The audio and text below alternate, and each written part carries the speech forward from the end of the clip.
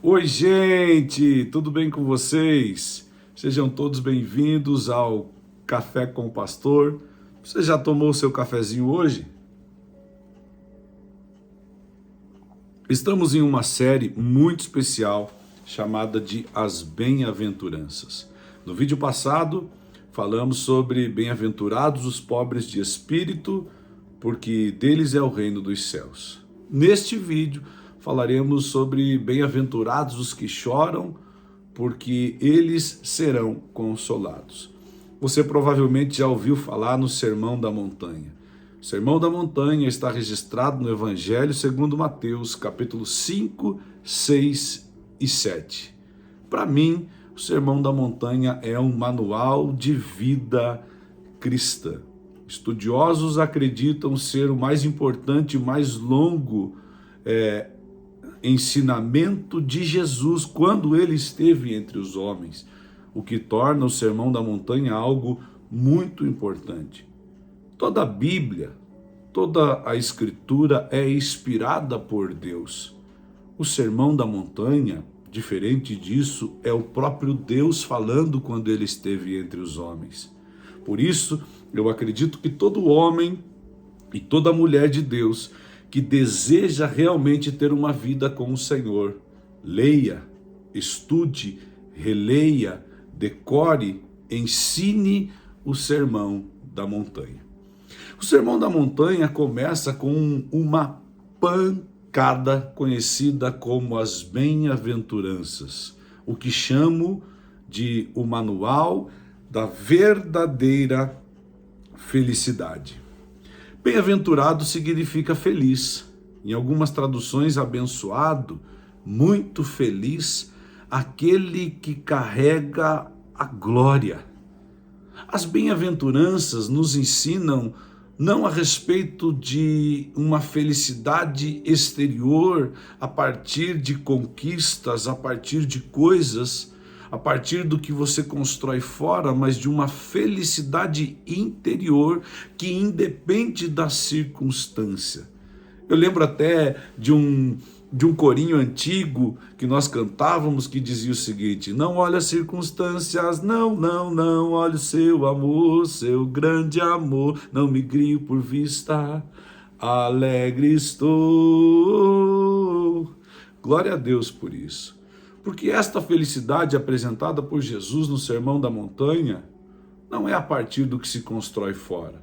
Jim Brown, quando escreveu um texto chamado Sonhei que tive uma entrevista com Deus, ele diz o seguinte: os homens perdem a saúde para juntar dinheiro, depois perdem o dinheiro para recuperar a saúde, e por pensarem ansiosamente no futuro esquecem do presente, de forma que acabam por não viver nem o presente e nem o futuro.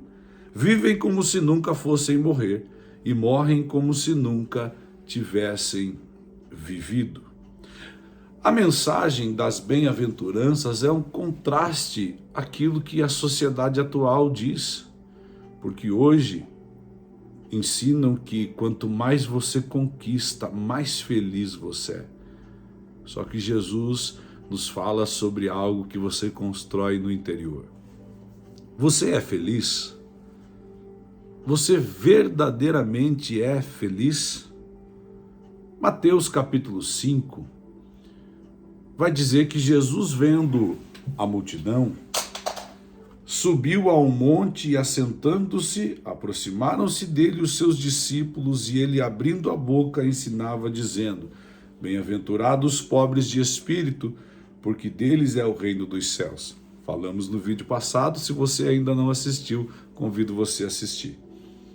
Bem-aventurados os que choram, porque eles serão consolados. Uau! Que promessa incrível! Novamente contrariando a sociedade atual, que diz que felicidade é sorrir, mas muitas vezes eu aprendi que o sorriso é o disfarce da alma. Disfarce da alma por decepções, por frustrações, por traumas, por traições. O choro é importante, porque ele põe para fora as mazelas da alma. Você já chorou? Quais os motivos que te levaram a chorar? Dor, decepções, traições, frustrações, luto. Eu confesso a você que eu já chorei por vários desses motivos. Existe um choro que vem realmente de dentro. Quando Jesus diz no Sermão da Montanha, nas bem-aventuranças, bem-aventurados que choram, ele não está falando do que nós chamamos de lágrimas de crocodilo. Essa expressão vem porque o crocodilo, quando ele vai se alimentar da caça, ele abre demais a mandíbula, forçando a glândula lacrimal. E ele degusta uma boa refeição soltando lágrimas. E quem olha, vê, pensa que está triste, mas na realidade, o que de fato ele está é saboreando uma boa refeição. E tem gente que é assim. Não estou falando de lágrimas. Não é bem-aventurado os que derramam lágrimas, mas bem-aventurado os que choram. Nós estamos falando de um choro que é a expressão das emoções, daquilo que está dentro. Tem gente que sabe tanto fingir emoções, falsificar um choro, que pode ser contratado para chorar em velório daqueles que ninguém ama.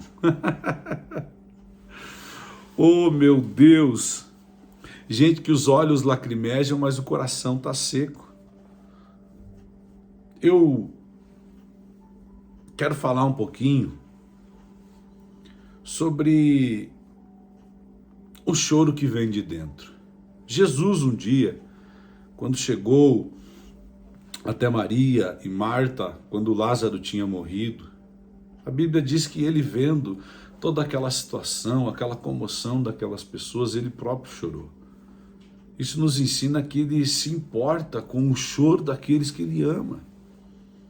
O Senhor se importa com o choro. E às vezes o consolo vem através de milagres extraordinários. Os que choram são por ele consolados. Mas nesse vídeo eu gostaria de falar sobre a motivação, sobre a real motivação do choro dos felizes. Porque nós não estamos aqui falando, e o Sermão da Montanha não está falando sobre um choro por conta das escolhas erradas que um dia fizemos. As bem-aventuranças seguem uma certa ordem, elas se harmonizam entre si. Então aqueles que choram do versículo 4 são os pobres de espírito do versículo 3. Os que choram pela obra do Espírito Santo são levados ao reconhecimento dos seus pecados e consequentemente choram por eles. Os que choram, choram por causa dos seus pecados. O choro mencionado por Jesus é uma profunda tristeza espiritual sentida por nós quando nós ofendemos a Deus. Sabe, hoje nós vivemos em uma geração da mente cauterizada, onde as pessoas pecam, ofendem a Deus, mas não se sentem mais tristes por isso. E sabe, eu não estou falando aqui que você vai estar imune de cometer erros. E nem a Bíblia nos diz isso. A palavra mesmo nos diz que aquele que diz que não tem pecado já está pecando. Nós não estamos imunes de cometer erros, mas o nosso coração não pode estar seco diante dos nossos erros. Davi era um homem chamado segundo o coração de Deus, e Davi cometeu muitos erros, mas ele sabia chorar por esses erros. 2 Coríntios capítulo 7, versículo 10, a Bíblia diz assim, 2 Coríntios 7, 10, porque a tristeza segundo Deus opera arrependimento para a salvação, da qual ninguém se arrepende, mas a tristeza do mundo opera a morte. Existem exemplos que eu gostaria de compartilhar neste vídeo. Evangelho de Marcos, capítulo 14, versículo 72, Pedro sentiu uma profunda tristeza por ter negado a Cristo e foi chorar. Mateus, capítulo 27, a partir do versículo 3, fala quando Judas ele se arrepende de ter traído sangue inocente. Mas veja bem, Judas não se arrependeu por ter ofendido a Deus, mas ele sentiu uma culpa por ter traído um sangue inocente. Judas não chorou. E lembra que eu disse antes que o choro põe para fora as mazelas da alma? E esse texto nos ensina, de Mateus 27, que Judas devolveu as moedas, retirou-se e foi enforcar-se. Uma geração de muito suicídio hoje. Por quê? Porque não sabe mais colocar para fora as mazelas da alma. Tiago, capítulo 4, versículo 8, diz assim, esse texto é incrível, queridos. Chegai-vos a Deus e ele se chegará a vós. Limpai as mãos, pecadores, e vós de duplo ânimo, purificai o coração. Senti as vossas misérias e lamentai e chorai. E converta-se o vosso riso em pranto e o vosso gozo em tristeza. Humilhai-vos perante o Senhor e ele vos exaltará. Existe um consolo para os que choram. Os que choram por seus pecados são consolados por Deus, recebendo o perdão. O vídeo está ficando meio longo, mas eu preciso compartilhar aqui algumas coisas que eu mesmo escrevi, alguns exemplos. Isaías, capítulo 40, versículo 1 e 2. Isaías 40, versículo 1 e 2, diz assim: Consolai, consolai o meu povo, diz o Senhor. Falai benignamente a Jerusalém e bradai-lhe que já a sua servidão é acabada, que a sua iniquidade está expiada e que já recebeu em dobro da mão do Senhor por todos os seus pecados. Depois do povo ser punido pelas suas iniquidades, o Senhor envia o profeta com a mensagem de consolo. Console o povo. Salmos 32, 1 e 2. Depois de Davi ter se arrependido e chorado pelos pecados contra a casa de Urias, o adultério com Betseba, colocar Urias na frente da batalha para que ele fosse assim morto em batalha, Davi recebe de Deus o consolo. Salmo 32, versículo 1 e 2. Regozijai-vos no Senhor, vós justos, 32. Bem-aventurados aquele cuja transgressão é perdoada e cujo pecado é coberto. Bem-aventurado o homem a quem o Senhor não lhe imputa maldade e em cujo espírito não há engano. Bem-aventurado o homem cujo o seu pecado é perdoado. O Senhor também nos consola com uma promessa de vida eterna. Apocalipse 21, do 1 ao 4, João descreve que viu desceu do céu a cidade santa, a nova Jerusalém. Isso é um consolo incrível. Eu choro hoje pelos meus pecados para me alegrar amanhã na eternidade.